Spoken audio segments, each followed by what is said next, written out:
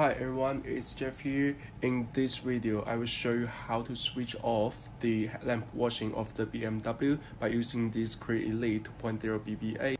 To put it simply, we use the BMW Diagnostic software of this tool and its coding and personalization menu to get access to the car access system.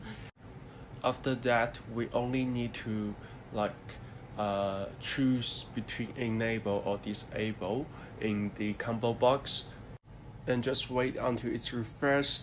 The headlamp washing is changed. Now please watch the operation process.